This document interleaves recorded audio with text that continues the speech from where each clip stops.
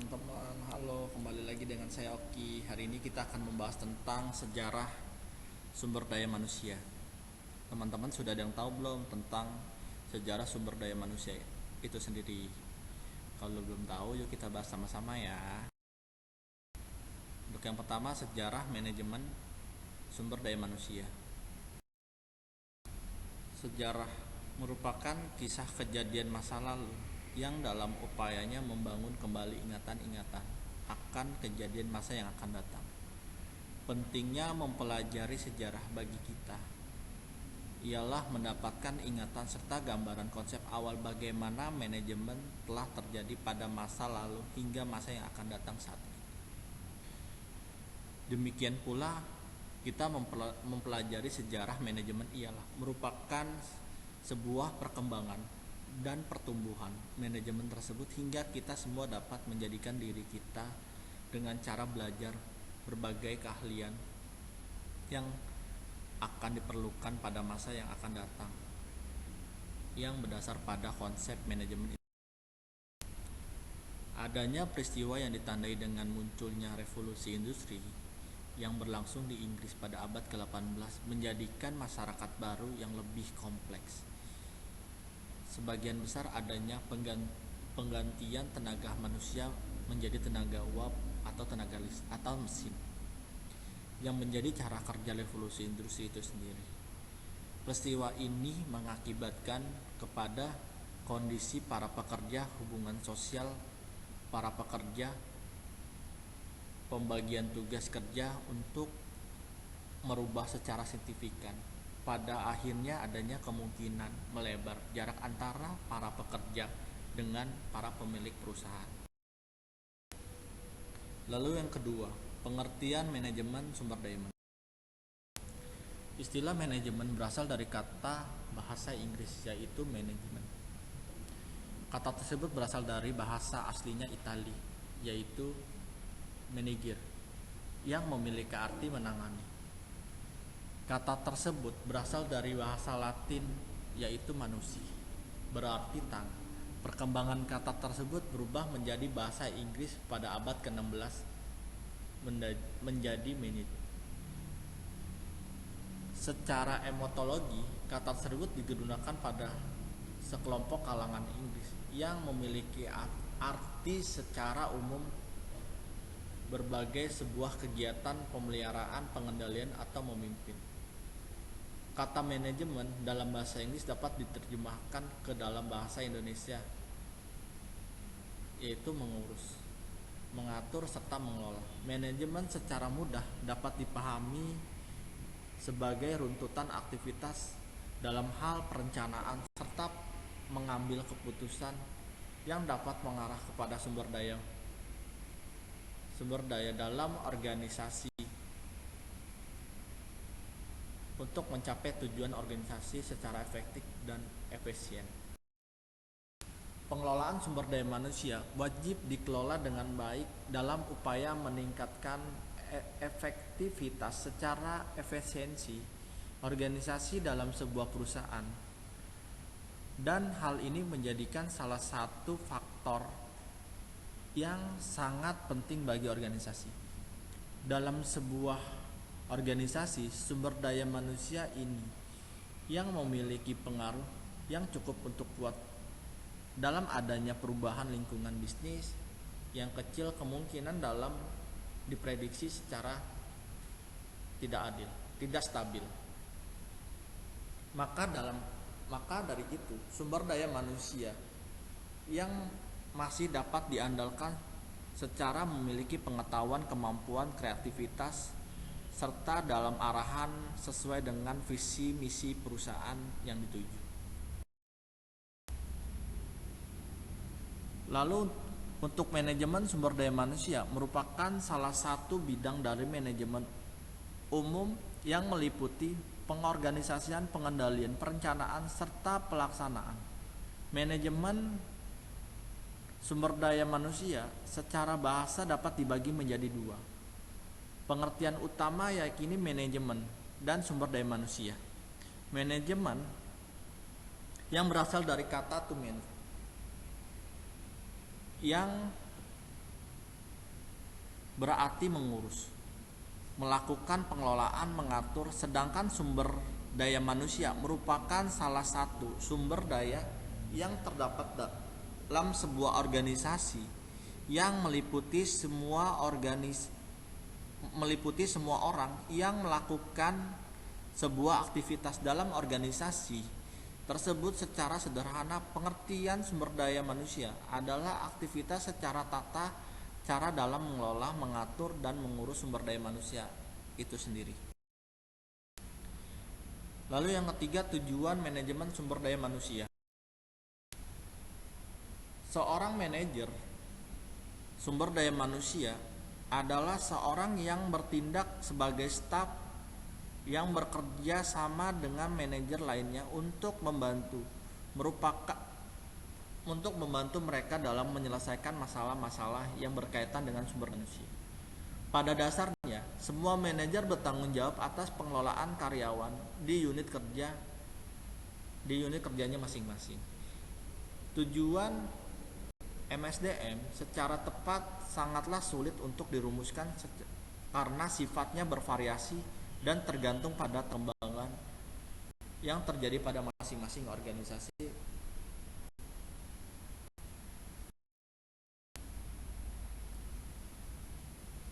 Yang pertama, memberikan pertimbangan manajemen dalam membuat kebijakan SDM untuk memastikan bahwa organisasi memiliki pekerja yang bermotivasi dan berkinerja tinggi, memiliki pekerjaan yang selalu siap mengatasi perubahan dan memenuhi kewajiban pekerjaan secara legal, mengimplementasikan dan menjaga semua kebijakan dan prosedur SDM yang memungkinkan organisasi mampu mencapai tujuan. Lalu yang ketiga, membantu dalam mengembangkan arah keseluruhan organisasi dan strategi, khususnya yang berkaitan dengan implikasi SDM. Lalu yang keempat, memberi dukungan dan kondisi yang akan membantu manajer dari lini yang untuk mencapai tujuan. Lalu yang kelima, menangani berbagai krisis dan situasi sulit dalam hubungan antara pekerja untuk meyakini bahwa mereka tidak menghambat organisasi dalam mencapai tujuan. Lalu yang keenam, menyediakan media komunikasi antara pekerja dan manajemen organisasi. Lalu yang ketujuh, bertindak sebagai pemeliharaan standar organisasi dan nilai-nilai manajemen SDM. Lalu ada fungsi manajemen sumber daya manusia. Sebuah proses yang saling sentral dan bagian dari sistem ialah manajemen sumber daya manusia, dikarenakan hal tersebut merupakan rangkaian untuk mencapai sebuah tujuan. Kegiatan tersebut akan berjalan dengan baik apabila adanya pertimbangan terhadap fungsi manajemen itu sendiri. Menurut Sutrisno menjelaskan bahwa ada 10 fungsi manajemen sumber daya manusia. Yang pertama, perencanaan. Perencanaan merupakan rangkaian aktivitas dalam memprediksi tenaga kerja dengan tujuan kebutuhan organisasi agar terpenuhi dengan baik. Proses terwujudnya tujuan tersebut. Proses perencanaan itu untuk membuat ketetapan para pekerja dalam meliputi organisasi, pengendalian, pengembangan, integrasi, pemeliharaan, dan lain-lain. Lalu yang kedua, perorganisasi. Perorganisasi ialah serangkaian aktivitas dalam pengelola pegawai dengan cara membuat ketetapan mengenai pembagian tugas pekerja untuk pekerjaan, pendelegasian, integrasi secara koordinasi dalam bentuk struktur bagan organisasi. Organisasi hanya merupakan alat untuk bertujuan. Organisasi itu baik akan mewujudkan untuk membantu untuk membantu terwujud tujuan efektif.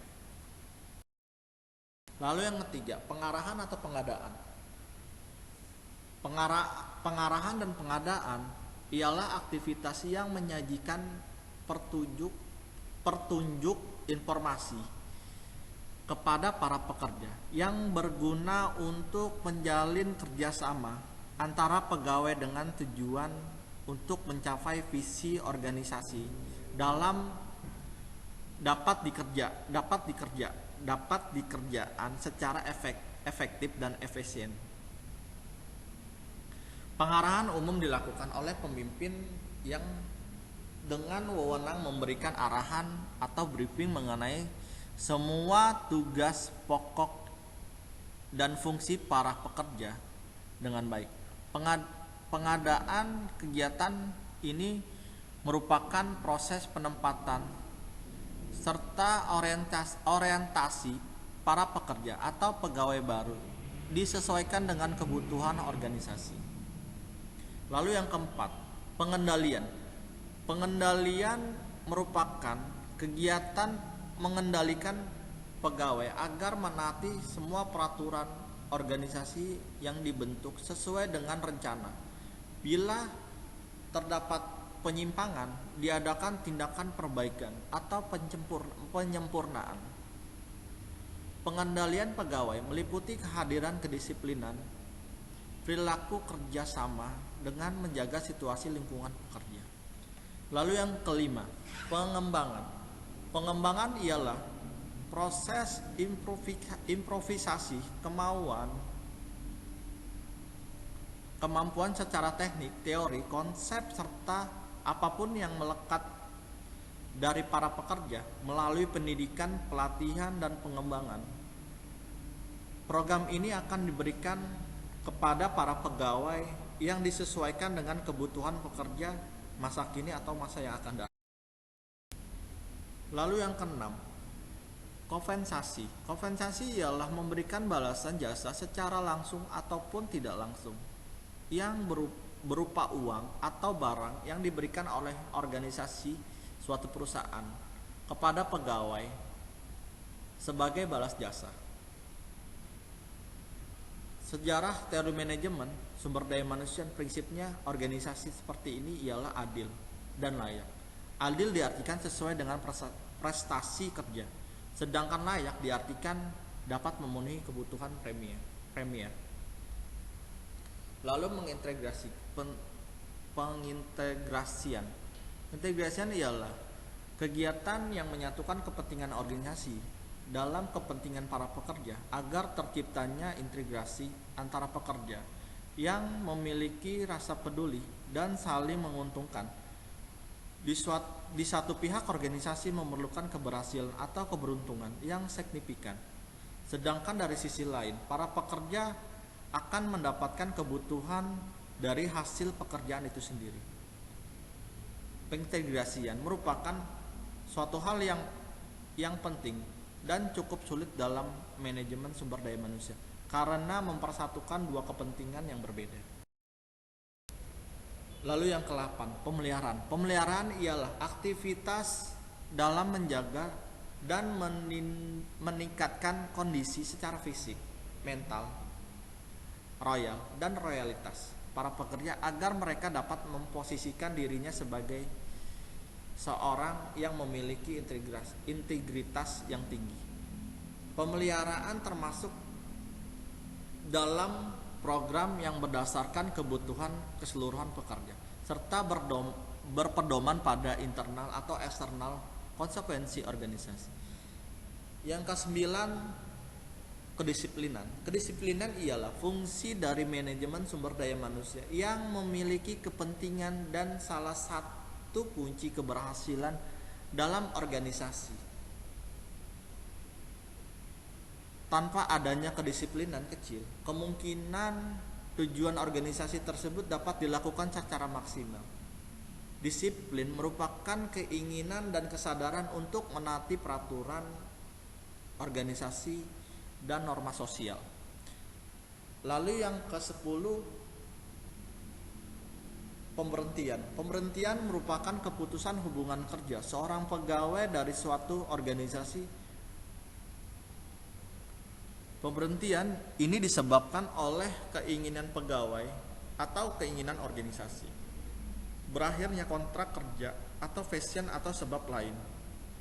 Penetapan fungsi manajemen dengan sebaik-baik dalam pengelolaan pegawai akan mempermudah terwujudnya dan keberhasilan organisasi. Terima kasih. Cukup sekian.